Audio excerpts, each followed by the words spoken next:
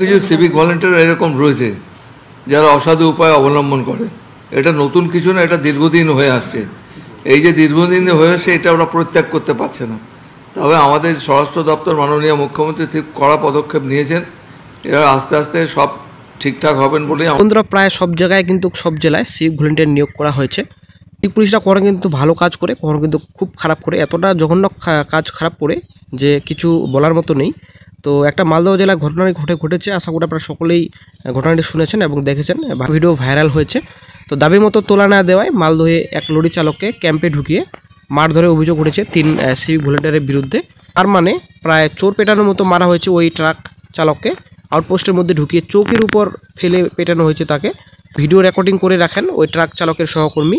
সেই video viral হতেই সমাজ মাধ্যমে ক্ষোভ ও অসন্তোষ উপরে উঠেছে। এক শ্রেণীর সিভিক পুলিশের বিরুদ্ধে দাদাগিরি, তোলা আদায়ের মতো অভিযোগ রয়েছেই। কিন্তু অনেক সময় দেখা যায় শোনার কথা তুলনায় ভিডিওতে দেখা বাস্তব ছবি অনেক বেশি প্রভাব। তাই হয় এই 3 সিভিক ভলেন্টিয়ার অত্যাচারের ঘটনা সামগ্রিকভাবে সিভিক পুলিশের বিরুদ্ধে ক্ষোভ অসন্তোষের অক্সিজেন জুগিয়েছে বলেই মনে করা হচ্ছে। নবান্ন সূত্রে খবর, সার্বিক এই প্রেক্ষাপটেই 3 সিভিক ভলেন্টিয়ার ক্লোজ করার নির্দেশ দেওয়া হয়েছে।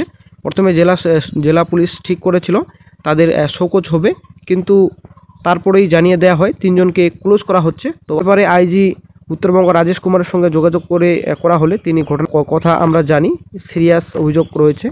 এসপি গোটা ব্যাপারটি দেখছেন, ওদের ক্লোজ করা হয়েছে, ডিসিপ্লিনারি অ্যাকশন নেওয়া হবে। আলিয়া বিশ্ববিদ্যালয়ের ছাত্রনেতা আনিস খানের মৃত্যুর ঘটনা থেকে আরজিকর সাম্প্রতিক কিছু ঘটনা সিভিক ভলেন্টিয়ারের বিরুদ্ধে বেশ বিড়ম্বনা পড়তে হয়েছে রাজ্য সরকারকে। এমনকি কিছুদিন আগে দেখা যায় ন্যাশনাল মেডিকেল কলেজ হাসপাতালে এক রোগীর পরিবারের সদস্যকে বেদর পেটেছেন সিভিক ভলেন্টিয়াররা। সেই ঘটনা নিয়ে উদ্বেগ পড়েছিল নবান্ন।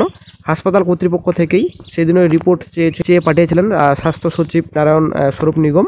সেখানে ঘটনাটি ঠিক কী ঘটেছিল, রুহুল বলেন ওরা আমার কাছ থেকে 1000 টাকা চেয়েছিল, আমি বলি 500 টাকা নিন।